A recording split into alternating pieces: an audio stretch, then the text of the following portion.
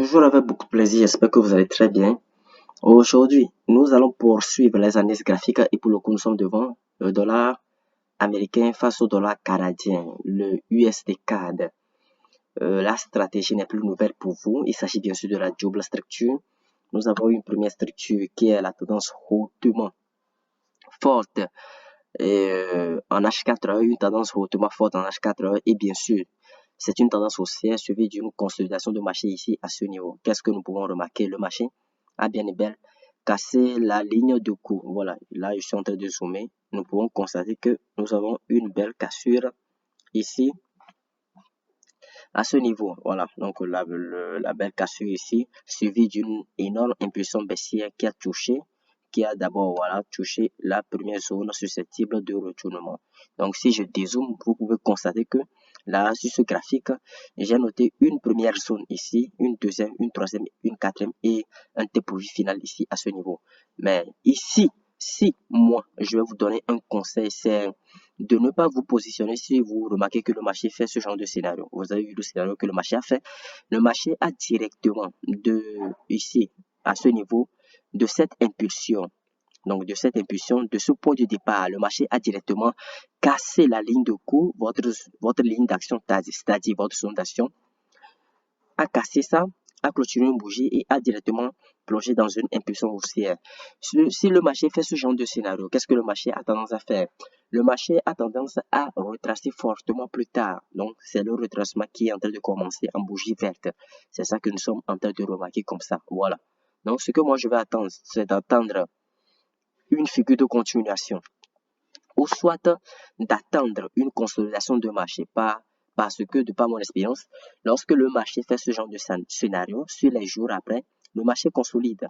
Le marché consolide ici, soit consolide en dessinant une figure de continuation, ça peut être le drapeau. Dans le cas, ça serait le drapeau ascendant, ou soit le marché dessine une consolidation tout court. Voilà. Mais ne jamais se positionner sur ces genres de scénarios, sur des normes impuissants comme cela, parce que ce n'est pas bien. Vous risquez fort d'encaisser un stop loss inutilement. Ou soit, vous attendez tout simplement un retracement de marché qui va aller toucher ici, voilà, plus une nouvelle clôture de bougie, et là où vous vous positionnerez. Donc, dans ce cas, moi, j'attends soit un retracement, ou soit une consolidation de marché. Mais le mieux, c'est d'attendre une consolidation de marché. Voilà. Donc, c'est un peu ça. Donc, veuillez prendre en compte ce que je viens de vous dire sur cette opportunité.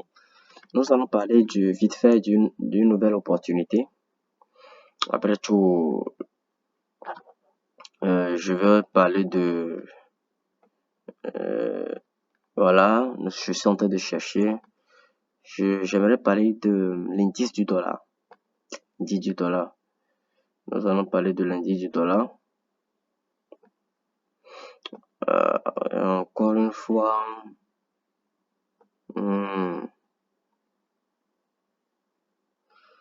on y va, on y va.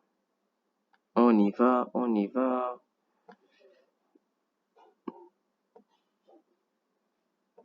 Voilà, bon, ça c'était les opportunités qui étaient dans la liste d'attente. Voilà, mais nous pouvons constater que ces opportunités ont été invalidées. Voilà, donc peut-être le marché est en train de dessiner une consolidation, mais bref, voilà.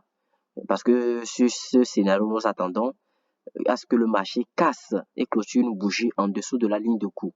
Voilà, en dessous de cette ligne horizontale. Et ici, c'est le marché de l'euro face au dollar australien. L'euro AUD, l'euro AUD. Donc, ensuite, on continue. Bon, je vais parler de quelle opportunité. Je suis en train de voir où est-ce que je l'ai mis.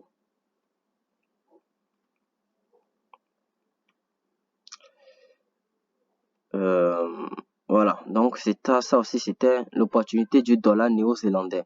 Bon, une opportunité. Bon, ici, jusque-là, je ne vous apprends rien de nouveau. Bah, vous connaissez ces opportunités que j'ai longuement partagées dans ma précédente vidéo.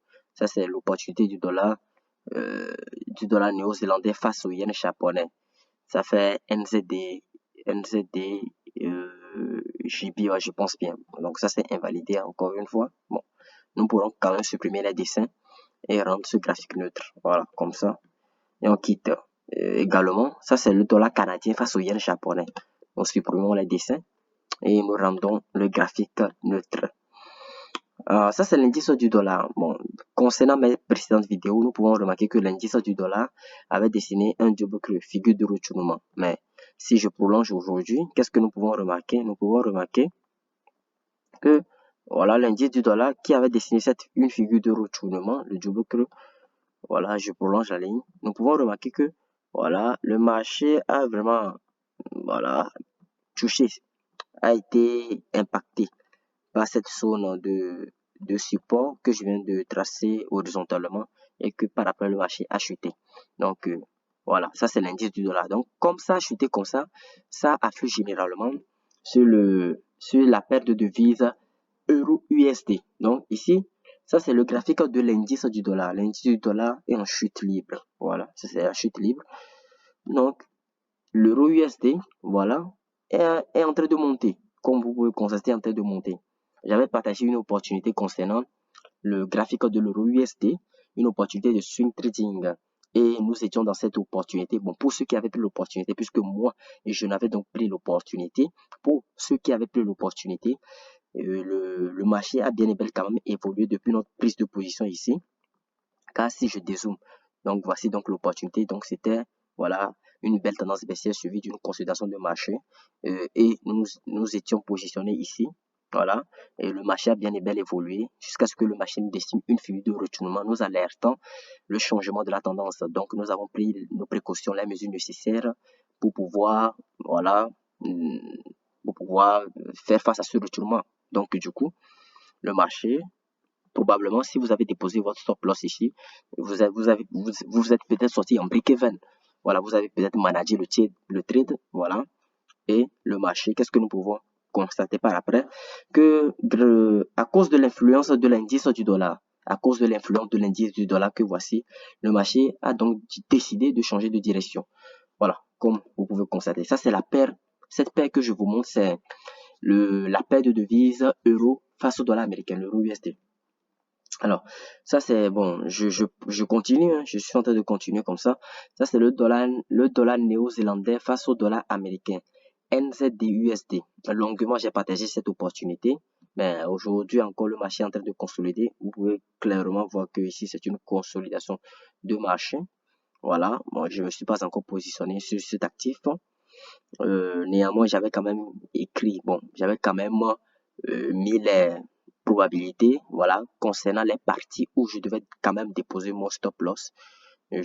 Voilà, c'est ce que j'ai mis sur les SL de 0, sur les prix de bon, voilà, le stop loss ça veut dire SL de 0,56 voilà, tout simplement.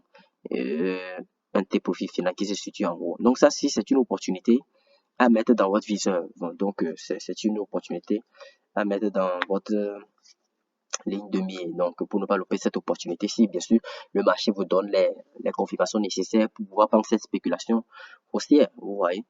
Donc, ça, c'est l'opportunité du dollar néo-zélandais face au dollar américain. Voilà, tout simplement. Donc, jusque-là, je pas trop d'évolution sur les marchés financiers. Hein. On y va. Bon, ça, c'est l'opportunité du USDJPY, le dollar américain face au yen japonais. Donc, selon nos prévisions et selon l'analyse technique que j'avais faite, nous devons nous positionner si bien sûr le marché nous donnait raison à la hausse, nous positionner à la hausse de cet actif. Force est de constater que le marché a donc décidé autrement, a donc invalidé le cours de notre potentiel scénario. Donc, du coup, voilà, c'est ce qui a fait chuter le marché. Bon, voilà, le marché donc l'opportunité a été invalidée sur le USDJPY. Néanmoins, regardez, ça reste quand même une très belle opportunité si bien sûr le marché nous avait donné raison. Mais hélas, le marché ne nous a pas donné raison et donc bon, on s'en tient à ça. Voilà. Voilà, je pense que voilà, c'est tout pour la liste des opportunités que j'aimerais vous présenter quand même et de comment est-ce que vous pouvez voilà prendre ou bien prendre certaines opportunités saisissables. Voilà, je pense que c'est tout. Donc, je vais m'arrêter là ici pour cette vidéo. Voilà, merci de m'avoir suivi jusqu'à la fin. Surtout likez la vidéo, ça nous aide énormément pour le référencement des vidéos. Allez regarder dans mes autres vidéos. Vous savez, sur ma chaîne, je fais beaucoup de choses. Il y a la vidéo de développement personnel, les vidéos parlant de sagesse, les vidéos parlant des stratégies de vie, les vidéos parlant de discipline, de motivation. Nous faisons beaucoup de chaînes nous faisons beaucoup de choses sur ma chaîne. Et donc, toutes ces vidéos sont réparties respectivement dans les playlists les concernant. Donc, je vous prie d'aller faire quelques tours. Voilà. De liker également les vidéos de l'autre côté également, de les partager pour que la communauté s'agrandisse. Donc, je pense que je vais m'arrêter là. Nous allons nous retrouver une prochaine fois dans une nouvelle vidéo. D'ici là, portez-vous bien.